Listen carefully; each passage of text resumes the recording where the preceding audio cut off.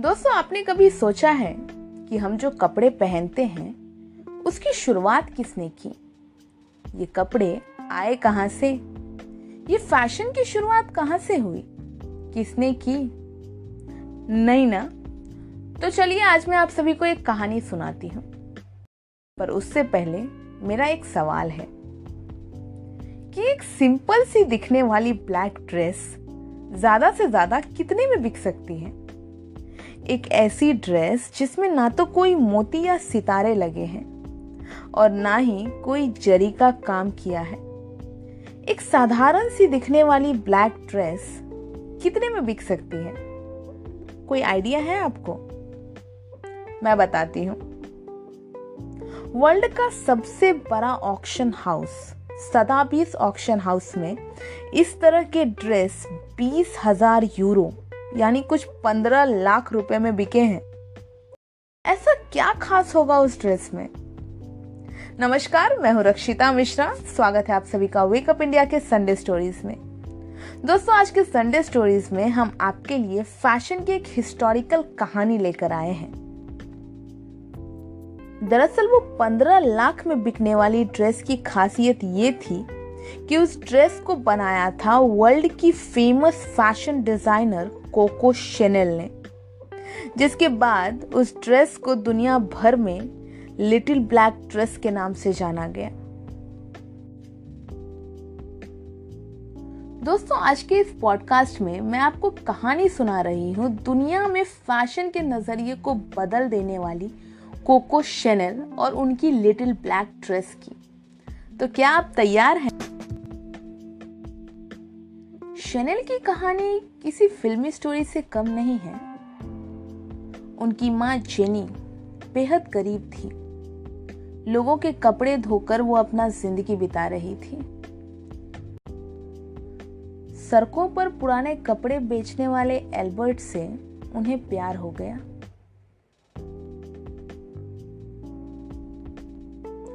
Albert और jenny के इस प्यार से एक बेटी हुई। एल्बर्ट कभी शादी के बंधन में नहीं बंधना चाहता था। किसी तरह से 2 वक्त की रोटी कमा लिया करता था, लेकिन शादी करने के लिए ना तो उसके पास कोई घर था और ना ही पैसे। फिर भी एल्बर्ट और जेनी ने एक दूसरे के साथ रिश्ते को आगे बढ़ाया। अगले साल उन दोनों की एक और बेटी हुई, जिसे गैब्रिएला नाम दिया गया।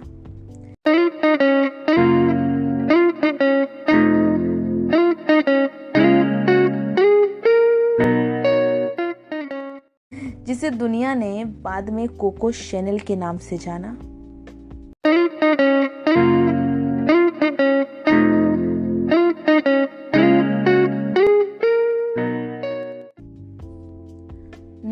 अगस्त 1883 जब गैब्रिएला का जन्म फ्रांस में एक गरीब इलाके में हुआ था। अब एल्बर्ट और जीन के 2 बच्चे हो चुके थे। उन्होंने अब तक शादी नहीं की थी। उस समय में भी उन दोनों बच्चों पर नाजायज का थप्पा लग चुका था। तो घर वालों ने दोनों पर जोर जबरदस्ती करके दोनों की शादी करवा दी। जब गैब्रिएला का जन्म हुआ था तभी उनकी मां जेनी की उम्र महज 21 साल थी।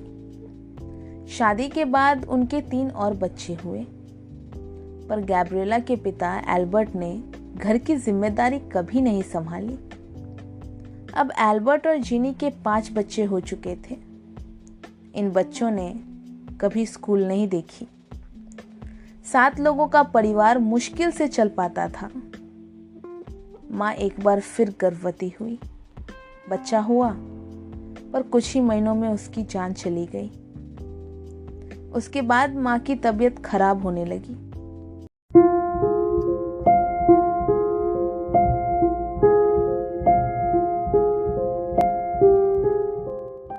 गैब्रिएला महज 12 साल की थी जब उनकी माँ की टीबी के बीमारी के कारण मौत हो गई।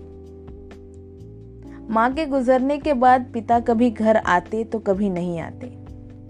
शराब और जुए से एल्बर्ट को फुर्सत ही कहाँ थी। एक दिन किसी के समझाने पर उसने अपने दोनों बेटों को खेतों में काम पर लगा दिया और तीनों बेटियों को पास के अनाथ आश्रम में भेज दिया। पांचों बच्चों को दो अलग अलग जगह भेजकर पिता कहाँ चला गया कोई नहीं जानता। पर इसी अनाथ आश्रम से शुरू होती है गैब्रिएला की कोको शैनल में बदलने की कहानी।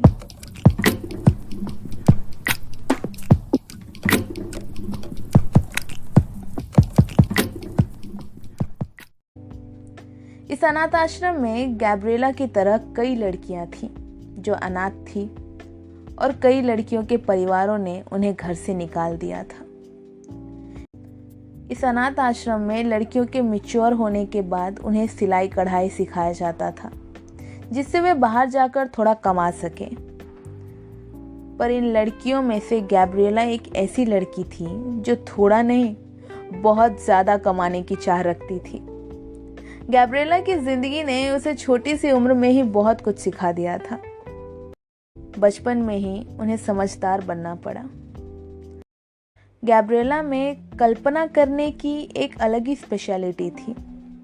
वो अक्सर अपनी कहानी में अपना कल्पना जोड़कर एक अलग ही इमेजिनरी स्टोरी बना देती थी।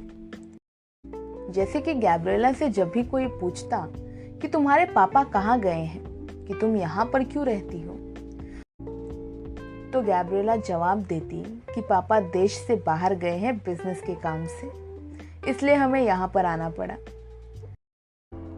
गैब्रिएला कपड़े सिलते वक्त भी कुछ ऐसे ही कल्पना करती थी। जैसे सिखाया जाता था उसका बिल्कुल उल्टा करती थी। वो स्कर्ट को टेढ़े मेढ़े काटकर कुछ और ही बना देती थी, तो कभी उसे सिलते वक्त कुछ अलग ही कर देती थी, जिसके कारण गैब्रिएला को अक्सर डांट पड़ती। आश्रम को एक क्रिश्चियन नन चलाती थी जो गैब्रिएला के इस कलाकारी पर बहुत डांट लगाती थी, क्योंकि उसे जैसे सिखाया जाता वो वैसा कभी नहीं करती। गैब्रिएला को रूल तोड़ना बहुत अच्छा लगता था। वो किसी के बनाए नियमों पर नहीं जीना चाहती थी, वो अपने नियम खुद बनाना चाहती थी। इस आश्रम में गैब्रिएला 12 साल की उम्र में आई थी और 6 साल रही। 18 साल के बाद लड़कियों को आश्रम छोड़कर जाना पड़ता था। 18 साल के बाद आश्रम में रहने की अनुमति नहीं थी। पर इन 6 सालों में गैब्रिएला इतनी सिलाई सीख चुकी थी कि एक टेलर की दुकान में उसे नौकरी मिल गई। सिलाई करके गुजारे लायक पैसे मिल जाते थे, पर गैब्रिएला के लिए इतना काफी नहीं था। गैब्रिएला के सपने बहुत बड़े थे। गैब्रिएला गाती अच्छा थी। आश्रम में सिलाई सीखने के साथ साथ उसने गाना भी सीखा। उस समय फ्रांस में लाइव परफॉर्मेंस की काफी चलन चली थी। ये कोई कैफे या रेस्टोरेंट होता था जहां सामने परफॉर्मेंस करना होता था। गैब्रिएला ने भी लाइव परफॉर्मेंस करना शुरू किया। उस समय तक माइक की इन्वेंशन नहीं हुई थी, इसलिए ऑडियंस स्टेज के आसपास ही बैठते थे, जिससे लोगों से जान पहचान भी हो जाती थी। गैब्रिएला का एक फेवरेट गाना था क्यू क्यूआओ कोको। वो अक्सर ये गाना गाती थी। कहा जाता है कि यहीं से उनका नाम कोको पड़ गया।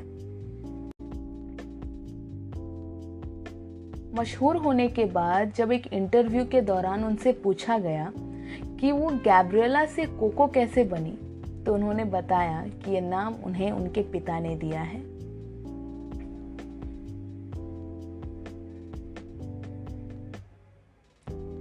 शैनल कल्पना करने में माहिर थी। जिस पिता का प्यार उन्हें कभी नहीं मिला, उस पिता को उन्होंने अपनी कल्पना में ही उनके साथ बहुत ही अच्छी यादें बनाई थी। गैब्रिएला ने गाने को कभी अपना पैशन नहीं बनाया। हालांकि गाना गाकर उन्हें एक फायदा हुआ कि वहां आने वाले कुछ मशहूर लोगों से उनकी जान पहचान हो गई।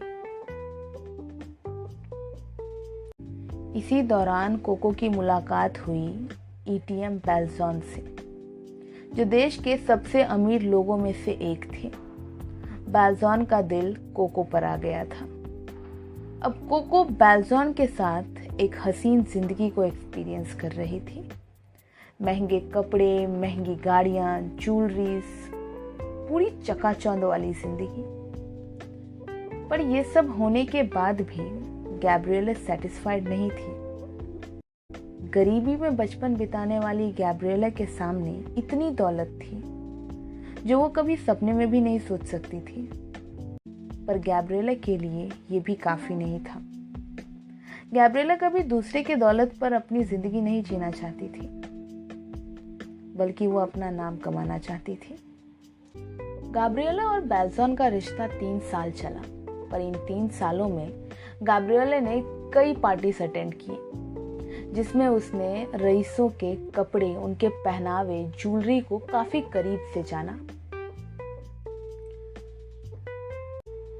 गैब्रिएला जहां भी जाती वहां की औरतों को ऊपर से नीचे तक बस निहारती रहती। उसने क्या पहना है, उसके कपड़ों के फैब्रिक्स क्या है, उसके स्टाइल्स क्या है, डिजाइन्स क्या है, क्या क्या यूज किए गए हैं, उसके हैट कौन सी कलर की है, हैट की स्टाइल क्या है, सब कुछ।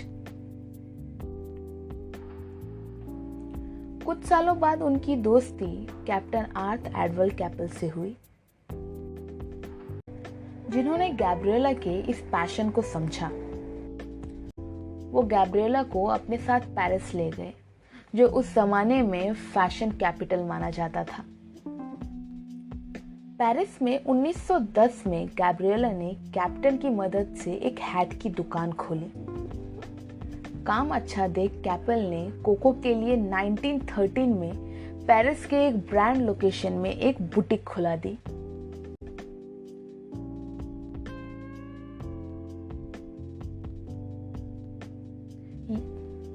यहाँ जो कपड़े कोको ने डिजाइन किए, वो कपड़े फ्रांस में पहले कभी देखने को नहीं मिला था।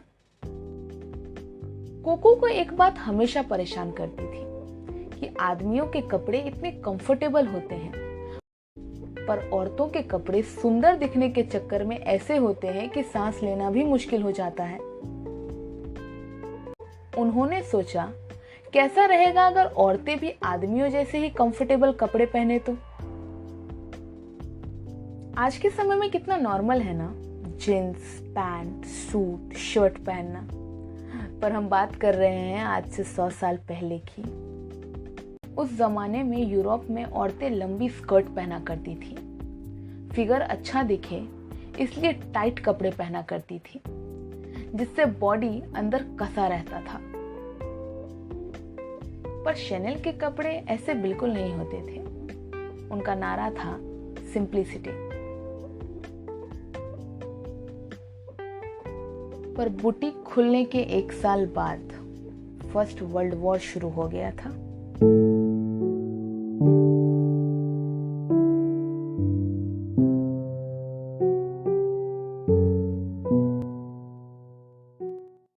फर्स्ट वर्ल्ड वॉर 1914 से लेकर 1918 तक चली थी। ये वर्ल्ड वॉर 4 साल चला था और ये सोचना स्वाभाविक था कि बिजनेस खत्म हो गया, धंधा पूरी तरीके से ठप। क्योंकि जहां सब लोग जान बचाकर भाग रहे हैं, वहां कोई फैशन पर क्या ध्यान देगा। लेकिन कोको शैनेल का दिमाग अलग चलता था। उन्होंने इस मुश्किल घड़ी को मौके में बदल दिया।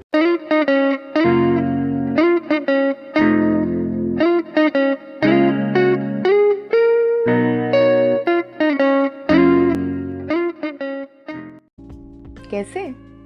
वो जानती थी कि जंग के वक्त कोई सजना संवरना नहीं चाहेगा और यही वो समय है जब सिंप्लिसिटी को प्रमोट कर सकते हैं।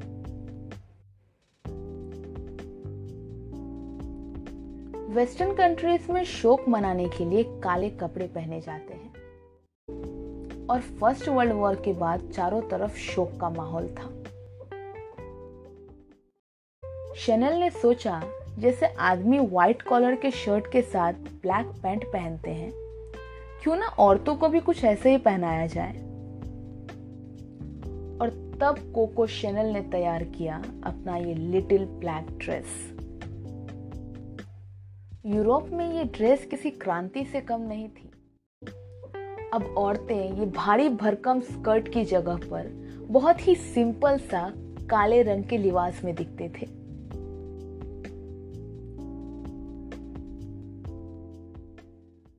शैनल का ये ड्रेस और उनकी स्टाइल इतनी ज्यादा फेमस हो गई कि अमेरिका की एक फेमस मैगजीन हार्पर बाजार ने तो ये तक लिख दिया कि जिस औरत के पास शैनल का एक ड्रेस ना हो उसे फैशन का तो कोई ज्ञान ही नहीं है। 1920 तक कोको शैनल एक बहुत बड़ा ब्रांड बन चुकी थी, एक ऐसी ब्रांड जिसका जिक्र हर जुबान पर था। शैनल अक्सर अलग अलग फैब्रिक्स के साथ एक्सपेरिमेंट किया करती थी। शैनल के कपड़ों में ये खासियत होती थी कि वो बहुत ही आरामदायक होती थी और औरतों की जिंदगी में ये एक बहुत बड़ा बदलाव था।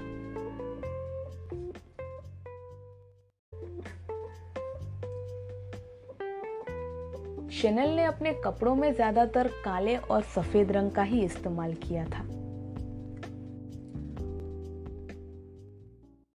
उनके अपनों का मानना है कि उनका बचपन मायूसियों से भरा हुआ था, इसलिए उन्हें रंगों से कोई ज्यादा लगाव नहीं है। उन्होंने अपने ब्लैक एंड व्हाइट बचपन को फैशन में बदल दिया था। शैनल के डिजाइन्स इतने सिंपल हुआ करते थे कि कोई भी बड़ी आसानी से उनके डिजाइन्स को कॉपी कर सकता था, पर शैनल को इस चीज की कभी कोई परवाह नहीं रही। उन्हें खुशी थी इस बात की कि जिन लोगों के पास डिजाइनर कपड़े पहनने के पैसे नहीं थे वो उन लोगों का भी फैशन बदल पा रही थी।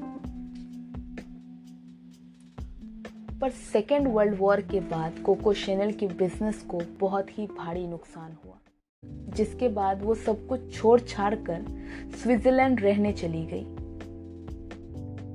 पर 70 साल बाद कोको शैनल मार्केट में एक बार फिर से आई और इस बार भी उनके कपड़े हाथों हाथ बिक गए।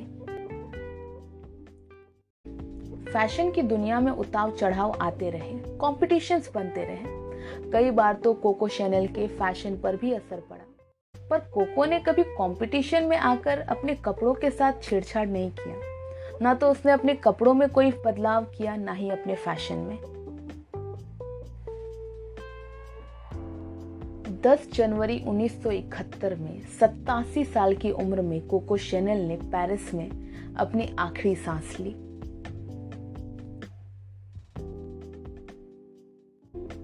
फैशन की दुनिया में वो कई लोगों से घिरी रही, पर पर्सनल लाइफ में कोको शैनल अकेली थी।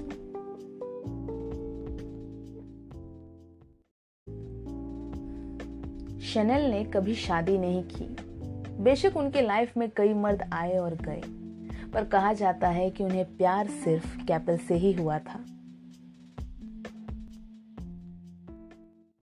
कैपल ने तो शैनल से कभी शादी नहीं की, अपने हैसियत के हिसाब से किसी अमीर घराने की लड़की से शादी कर ली। पर शैनल ने कैपल की याद में अपनी पूरी जिंदगी बिता दी। आज कोको शैनल जिंदा नहीं है, पर उनकी विरासत हम सबके पास है। दोस्तों, आशा करती हूँ कि आपको ये पॉडकास्ट पसंद आया हो। अगर आपको ये पॉडकास्ट पसंद आया हो तो प्लीज अपने दोस्तों परिवारों के साथ शेयर कीजिए और हमें सपोर्ट करने के लिए इस चैनल को सब्सक्राइब कीजिए और बेल आइकन को दबाइए। मिलते हैं अगले हफ्ते एक नई स्टोरी के साथ। तब तक के लिए गुड बाय।